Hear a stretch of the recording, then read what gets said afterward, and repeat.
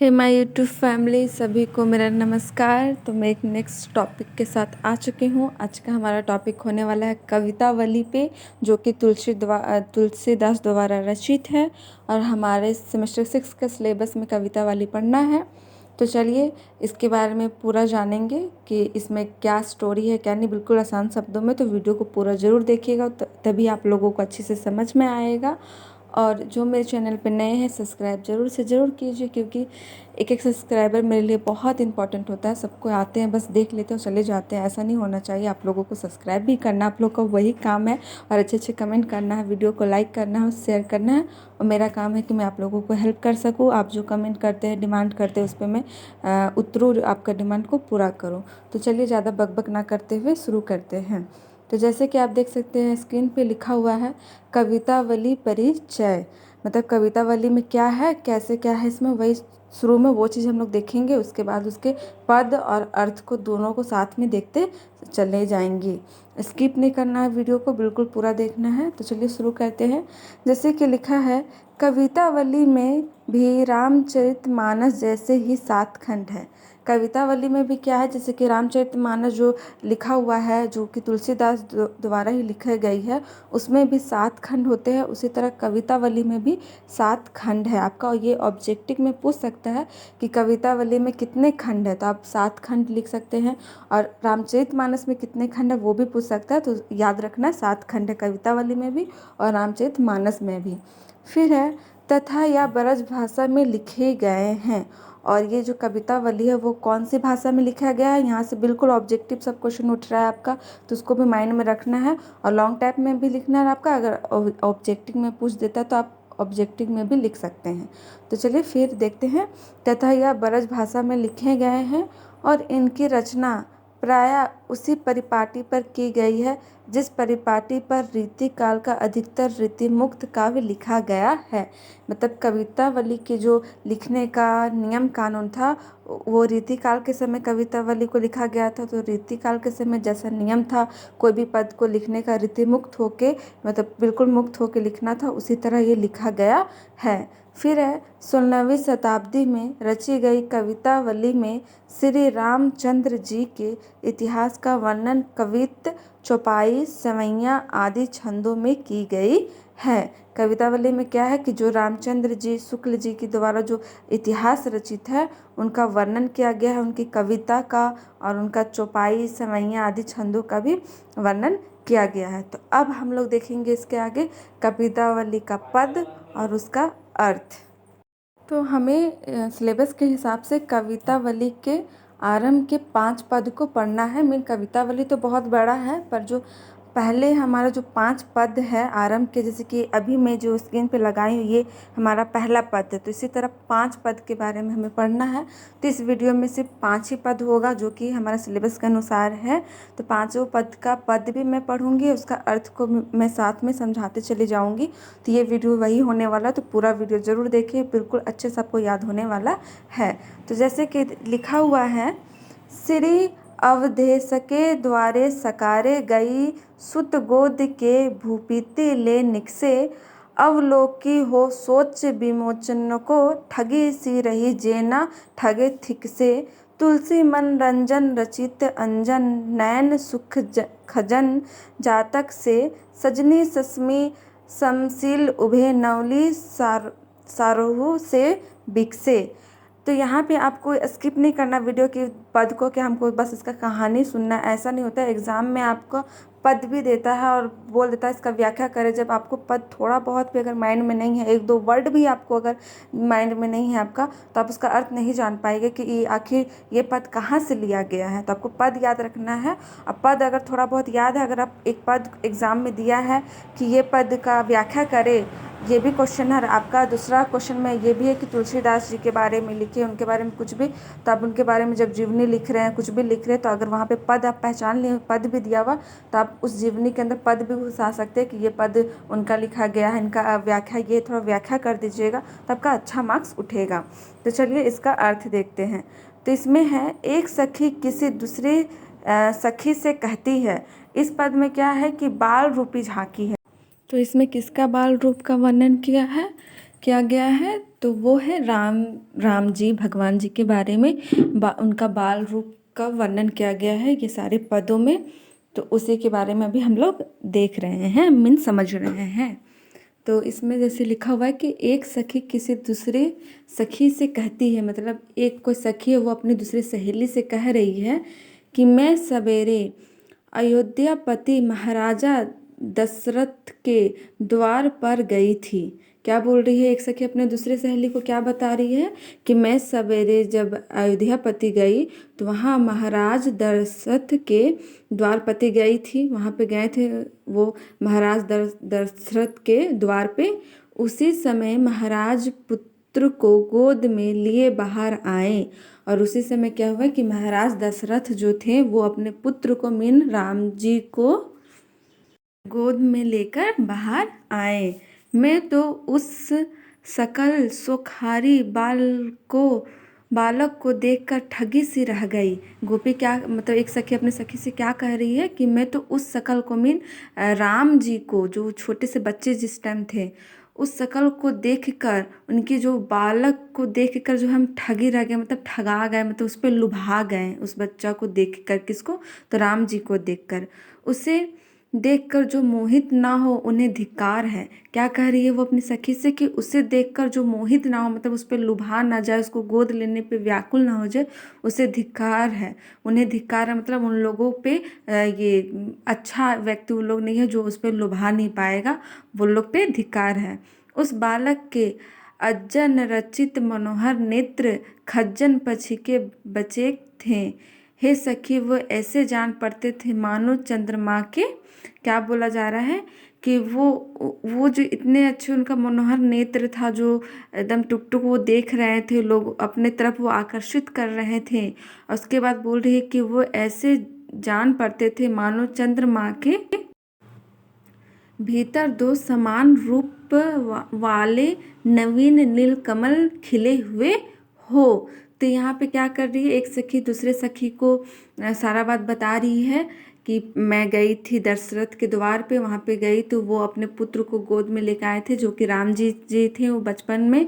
और उसके वो बालक रूप का चर्चा कर रही है कि वो बहुत ही सुंदर थे, बहुत ही चुलबुला, उनके आँखें नेत्र बहुत चमकदार थी, और जो लोग उसे देखकर लुभा नहीं सकता उन लोग पे धिक्कार है। तो इस पद में वही चीज़ की चर्चा की गई है। अब हम लोग देखेंगे दूसरा पद में क्या है। दूसरा पद में है पग नुपुर ओ पहुँची करंकंजनी मंजू बनी मणिमाल हिये नवनीत कलेवर पित झंगा झलके पुलके निरपु गोद लिए अरबिंदु से आननु रूप मृदु अनचलित लोचन भृंग पिए मनमो ना बसयु उस बालकु जो तुलसी जग में फलू कौन जिए। अब इसका अर्थ देखते हैं हम लोग। उस बालक के चरणों में घुंघरू कर कमलों में पहुँची और गले में मनोहर मणियों की माला शोभियामान थी। मतलब जो कृष्ण जी बच्चे थे उस टाइम उनको क्या था कि चरणों में घुंघरू, मतलब उनके पैर में घुंघरू पायल थी, और कमर में पहुँची और गले में मनोहर मणियों की माला, मतलब कि उनके पैरों में पायल था, कमर में भी उनका बांधा हुआ था, और उनके गला में भी माला पहने हुए थे, जो कि बहुत शोभा दे रही थी, बहुत अच्छा उन पे लग रहा था। नज़र उसी पे जा रहा था, बहुत ही देखने लायक था, बहुत वो उनके सुंदरता पे और निखार ला दे रहा था वो सारे, और आकर्षित कर रहा था। फिर है उसके नवीन श्याम शरीर पर पीला झगुला झलकता था। उनके शरीर पे क्या है कि नवीन श्याम शरीर पर पीला सा, मतलब कुछ ये झंगुला झलकता था। ठीक है। फिर है महाराज उसे गोद में लेकर पुलकित हो रहे थे। महाराज जो है मतलब दशरथ जी जो राम जी के पिता थे, वो राम जी को गोद में लेकर उन्हें दुलार रहे थे, उनके साथ प्यार कर रहे थे। उसका मुख कमल के समान था। उसका मुख क्या है, किनका मुख? तो श्री राम जी का मुख किनके समान था? तो कमल के समान था, जिसके रूप मकर डंका पान कर देखने वालों के नेत्र रूप भौरे आनंद मग्न हो जाते। मतलब उनका रूप देखकर जो लोग भी देखने वाला होता उसका क्या होता कि नेत्र भौरे आनंद मग्न हो जाते, मतलब उनका नेत्र आंखें आनंद से भर जाता, उन्हें देखकर लोगों को खुशी महसूस होता, अच्छा फील होता। फिर है श्री गोसाई जी कहते हैं, यदि मन में ऐसा बालक ना बसा तो संसार में जीवित रहने से क्या लाभ है। अगर ऐसे बच्चे को देखकर अगर मन में ऐसा भाव नहीं उत्पन्न होता है, उसके तरफ अगर हम नहीं लोभाते हैं, उसको देखने का मन बार बार ना करे, वैसे बच्चे को देखकर बिल्कुल प्यार स्नेह ना आए, तो ऐसा संसार में जीवित रहने से क्या लाभ है, क्या फायदा है। ये कौन कह रहे हैं? श्री गोसाई जी कहते हैं। फिर अब हम लोग देखेंगे तीसरा पद में है, तनकी दुति श्याम सरोरुह लोचन कंजकी मंजू लताई हरे अति सुंदर सोहत धुरी मने धबी भूरी अन्नंकी दूर धरे दमके दतिया दूती दामिनी ज्यों किलके कल बाल विनोद करे अवधेश के बालक चारी सदा तुलसी मन मंदिर में बिहरे। अब इसका अर्थ है, उनके शरीर की आभा नील कमल के समान है। मीन उनकी शरीर का जो कलर है राम जी का वो क्या है? नील कमल के समान, मीन नीला कलर का है, तथा नेत्र कमल की शोभा को हरते हैं, और उनका जो आँख है वो कमल की शोभा को हरते हैं, मतलब और बढ़ाते हैं। धुलसी भरे होने पर भी वे बड़े सुंदर जान पड़ते हैं। मीन थोड़ा सा सांवला ही है लेकिन वो फिर भी बहुत सुंदर लगते हैं, और कामदेव की महती छवि को भी दूर कर देते हैं।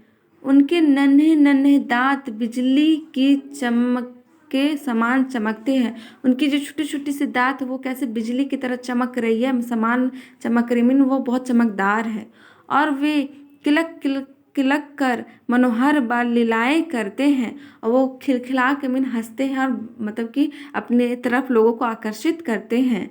अयोध्यापति महाराज दशरथ के वे चारों बालक तुलसीदास के मन मंदिर में सदैव विहार करें। फिर अब हम लोग अगला चौथा पद देखेंगे। अब है, कबहू शशि मागत अरि करे कबहू प्रतिबिंब निहारी डरे कबहू करताल बाई के नाचत मातु सबे मन मोद भरे कबहू ऋषियाई कहे हठी के पुनि लेते सोई जोही लागी अरे अवधेश के बालक चरी सदा तुलसी मन मंदिर में बिहरे। अब इसका अर्थ है, कभी चंद्रमा को मांगने का हट करते हैं, कभी अपने परछाई देखकर डरते हैं। क्या होता है कि श्री कृष्ण जी जब छोटे हैं वो क्या कर रहे हैं, कभी चंद्रमा को मांगने का जिद कर रहे हैं कि हमको वो ला के दो, और फिर कभी वो अपना परछाई देखकर ही वो डर जा रहे हैं। कभी हाथ से ताली बजा बजा कर नाचते हैं, कभी वो मतलब खेल रहे हैं, हाथ से ताली बजा बजा के वो नाच रहे हैं, जिससे सब माताओं के हृदय आनंद से भर जाते हैं। वैसे उनका नटखटपन देखकर जो जितने माताएं हैं वो सब देखकर श्री राम जी को आनंद से क्या होते हैं, भर जाते हैं, वो लोग खुश हो जाते हैं।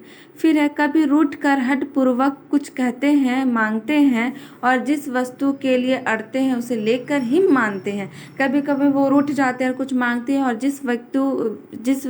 जिस चीज़ को भी उन्हें चाहिए वो चीज़ वो लेकर ही रहते हैं, बिना लिए वो नहीं मानते हैं। फिर है, अयोध्यापति महाराज दशरथ के वे चारों बालक तुलसीदास के मन मंदिर में सदैव विहार करे हैं। फिर हम लोग अब आगे देखते हैं, लास्ट पद हमारा पांचवा पद। अब है, बर दंत की पगंती कुदल कल्ली आधार धर पल्लव खेलनकी चपला चमके धन बीज जगे छवि मोतिन माल अमोलन की धुंधारी लटे लटे के मुख ऊपर कुंडल लोल कपोल नकी नेव छावरी प्राण करे तुलसी बलि जाऊ लाला इन बलो नकी। अब इसका अर्थ है, कुंदकली के समान उज्ज्वल लवर्ण दंतावली अमूल्य अधर पुटकों का खेलना और मुक्ता मालाओं की छवि ऐसी जान पड़ती है। मानो श्याम मेघ के भीतर बिजली चमकती है। मतलब राम जी का ऐसा उनका सुंदरता, ऐसा उनका बाल रूप ये लोग को ऐसा वो मनोहारित मतलब अपने और आकर्षित करता है कि लगता है कि जैसे कि बिजली के मतलब कि मेघ के भीतर भी बिजली चमकती है। जैसे होता है ना पूरा काला बादल घिरा हुआ लेकिन उसके बीच में एक बिजली चमकती है, एक चमकदार से जो लोगों को दिख जाती है, उतना भीड़ में भी एक चमक सा वो दिख जाती है। उसी तरह यहाँ पे वो बोला जा रहा है कि राम जी जब छोटे थे तो कितना भी भीड़ हो लेकिन वो अलग सा उनका एक अलग सा ही कुछ आकर्षण शक्ति है जो भीड़ में भी लोग उनको देख लेते हैं और उन पे नज़र जाता ही जाता है, उससे नज़र नहीं हटता है। फिर है मुख पर धुंधराली अटके लटक रही है, अलके लटक रही है। तुलसीदास जी कहते हैं लल्ला में कुंडल लोकी छल कसे, सुबोहित तुम्हारे कपोलों और इन अमोल बोलों पर अपने प्राण निछावर करता हूँ। मतलब तुलसीदास कह रहे हैं राम जी से कि लल्ला में तुम्हारा जो ये सुंदरता है, ये जो तुम्हारा लुभानेपन का है, तुमको देखकर तुम्हारे ये सारे चीज़ों पे मैं अपना जान को निछावर करता हूँ। तो ये टॉपिक यहीं पे एंड होता है और आशा करती हूँ आप लोगों को बहुत समझ में आया होगा। अगर वीडियो अच्छा लगे तो कमेंट करके ज़रूर बताइए कैसा लगा आप लोगों को वीडियो। आप वीडियो को लाइक कीजिए, दबा के शेयर कीजिए, कमेंट कीजिए। मेरे चैनल पर नए तो सब्सक्राइब जरूर से ज़रूर कीजिए और नेक्स्ट किस टॉपिक पे वीडियो चाहिए वो भी कमेंट करके बताइए, मैं वीडियो पक्का डालूंगी। और कैसा आप लोगों को वीडियो लगी वो ज़रूर से ज़रूर बताइए कमेंट करके। So thank you for watching and best of luck. जिन लोगों का एग्ज़ाम है अच्छे से एग्ज़ाम आप लोगों को दीजिए और मेरे चैनल को सब्सक्राइब जरूर से ज़रूर कीजिए। So best of luck and thank you for watching.